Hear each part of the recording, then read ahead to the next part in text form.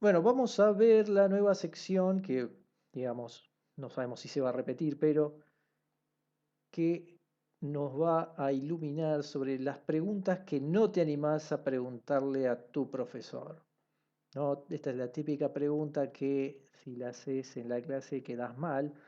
Entonces, vamos con algunas de ellas. Por ejemplo, una típica pregunta que yo no me animaría a hacer es, ¿existen números primos negativos? No, porque siempre que hablamos de primos usamos los positivos, ¿no? Pero podría tener -2, -3, -5, -7 como primos negativos. ¿Y por qué tendría algún problema con esto si al final puedo usar la misma definición, ¿no? Entonces, si yo la definición que tengo para los positivos es sobre qué divisores tiene, bueno, la definición que uno puede usar es si uno y sí mismo lo dividen, pero también podría ser uno menos uno p y menos p. Si nos vamos al ámbito de los enteros en vez de los naturales. Entonces, ¿cuál es el problema? No habría ningún problema entonces en traspasar esto a los negativos, ¿no? Podría tener que lo divida menos uno, y bueno, en este caso sería menos p, o lo mismo, uno menos uno p menos p. Y así podría tener tranquilamente números primos. Ahora, hay que hacer una salvedad. Si vos vas a hablar del teorema fundamental de la aritmética, vas a tener un problema con la unicidad. Porque ahora yo podría escribir a 15 no solo como 3 por 5, sino también como menos 3 por menos 5, y esto sería en términos de primos, primos extendido a los enteros. Entonces, ¿por qué digo esto? Bueno, porque las definiciones son caprichosas y si es lo que hacemos nosotros, es lo que podemos inventar como queramos, pero tienen que tener alguna razón. Y una puede ser que muchos resultados dependan de definir los primos como positivos. Si los hacemos negativos, entonces hay algunos resultados, no es que no van a funcionar, pero seguramente haya que cambiarlos.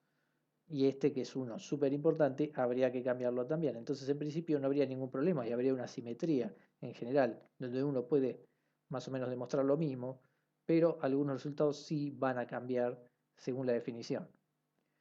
Entonces, ligado con esto, pasamos a la segunda pregunta. ¿Es cero primo? Entonces, tomando cualquiera de las dos definiciones que vimos, uno tiene que dividir a cero y cero tiene que dividir a cero, ¿no? Entonces, la definición de divisibilidad ya te está diciendo que lo que pasa acá, ¿no? Si uno tiene A divide a B, esto significa que B es igual a A por K. Entonces, tenemos 0, ¿no? Este de acá, 0 tiene que ser igual a 0 por K. Bueno, no tenemos ningún problema, cualquier K cumpliría esto, 0 divide a 0. Y acá entonces tendríamos que 0 tiene que ser 1 por K. Bueno, si ponemos un 0, esto valdría también. Entonces, cumpliría con esto. Pero ¿qué pasa? Puedo tomar cualquier número y hacer exactamente lo mismo que digo ahí, ¿no? Tomamos, eh, si 2 divide a 0, entonces 0 es igual a 2 por K y así con todos. Entonces, en realidad, cualquier número termina dividiendo a 0. Entonces, primo no puede ser porque tiene no solo esto, sino más. Entonces, la pregunta es si es 0 compuesto. Y claro, ¿cuál es la cuestión acá? Que, bueno, en principio, ¿cuál es la definición de compuesto, de número compuesto? Es que tenga más de un divisor, ¿no? O más de dos divisores, incluyendo, ¿no? Más o igual a dos divisores. Eh, ¿Cumple? Sí, cumple con esto. Pero ¿qué pasa? Bueno, que justamente el número compuesto se toma como que un número que es un número positivo, ¿no? Un número natural, no incluyendo al 0. Y otra vez, ¿por qué lo tomamos así? Bueno, porque esto traería problemas, porque justamente si yo quiero, vamos a seguir con el tema fundamental de la aritmética, tiene unicidad, bueno, el problema es que si 0 es compuesto, entonces yo podría escribir al 0 como producto de cualquier cosa, ¿no? Incluyendo al 0. Claro, esto tendría ya el problema, ¿no? Trae el problema de que 0 no es primo, entonces uno tendría que descomponer en primos el mismísimo 0.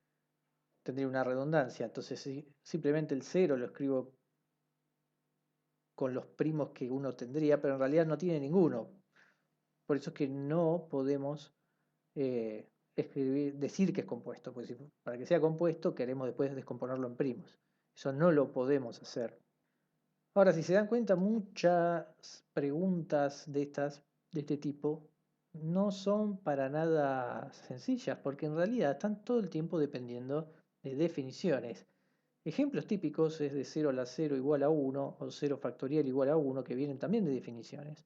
Esto es muy útil cuando uno escribe en series de potencias, y esto también, ¿no? Para poner que el primer caso de 1 y uno tenga el primer término de, por ejemplo, una serie de Taylor o algo así.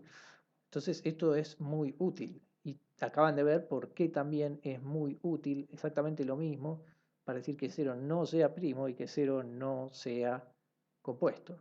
Entonces, todo esto tiene una razón por detrás que sirve bastante para poder caracterizar, ¿no?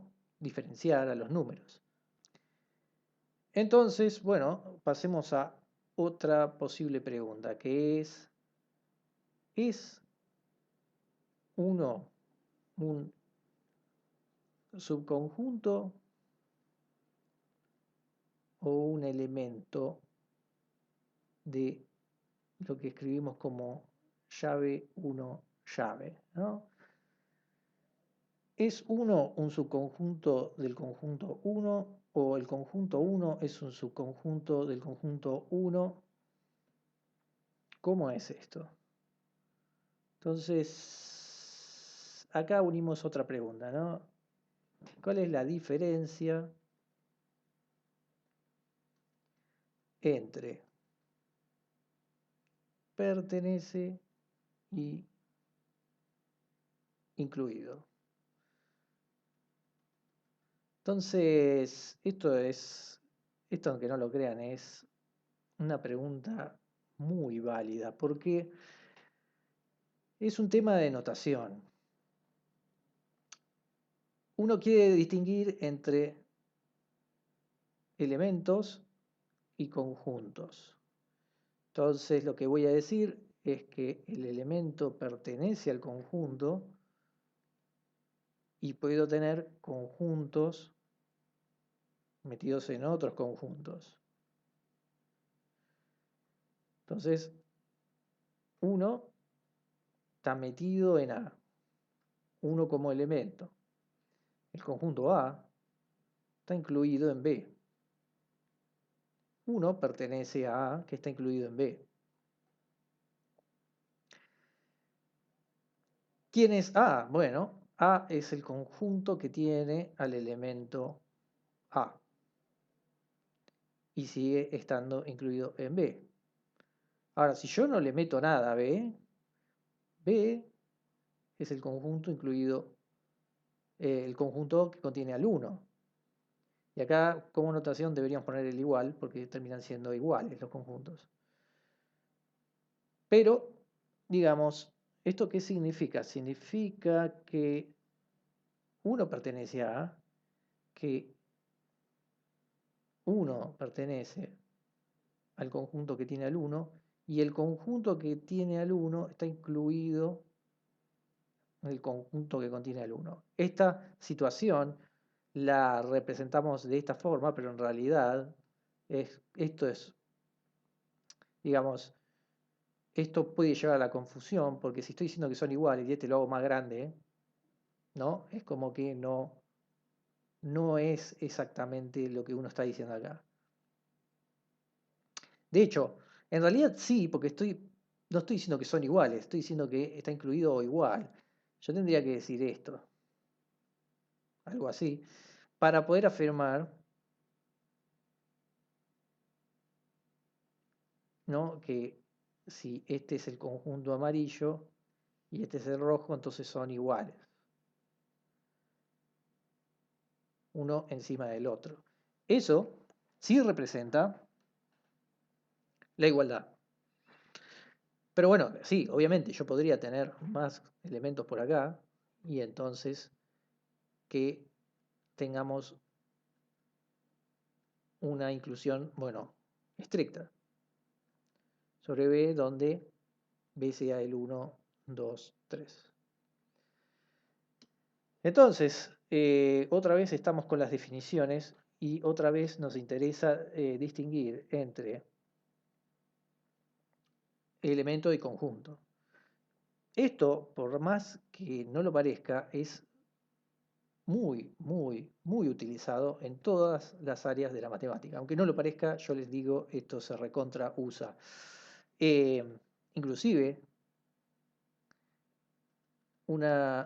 si hay un elemento matemático, ¿no?, un personaje matemático que no se lo entiende mucho, conjunto vacío, es también muy utilizado. El conjunto vacío, o sea, ¿cuál es la razón de existencia de un conjunto vacío? Es afirmar que existe un conjunto que no tiene elementos. Yo podría representarlo con un diagrama de Venn así, ¿no? Porque no tiene elementos y listo. Ahora, sé que abstractamente uno se está imaginando cosas, ¿no?, que no tienen mucho sentido, porque, digamos, ¿para qué quiero un conjunto que no tiene nada, ¿no? Estoy definiendo algo que, ¿para qué lo voy a usar?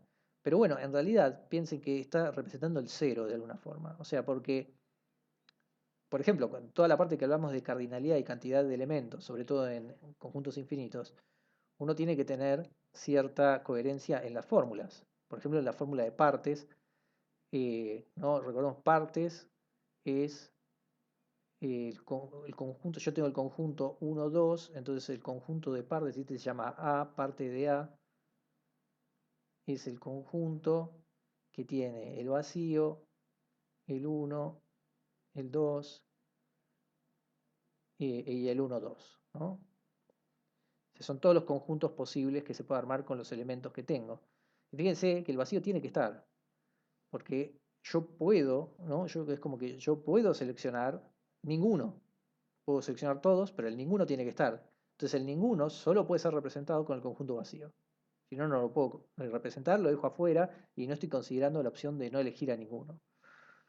Y de ahí obtenemos la fórmula para contar la cardinalidad de partes, que es 2 a la cantidad que tengamos en el original, ¿no?, que es 4.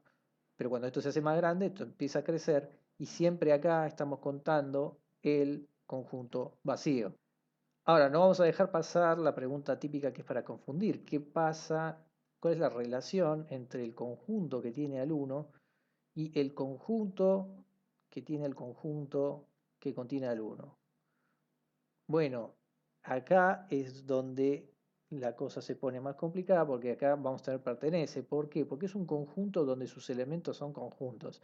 Entonces, en este caso sí, un conjunto pasa a ser elemento y entonces pertenece a, em, al conjunto que contiene conjuntos. Digo, no tengo ninguna razón para no poder considerar un conjunto como elemento si mi conjunto es de conjuntos y usar esa notación. Igual, siempre voy a aclarar que esto es un tema de definiciones y notaciones que son útiles. Puede ser que en algún punto, cuando uno lo ve al principio en la escuela, no tenga nada de sentido, y es cierto.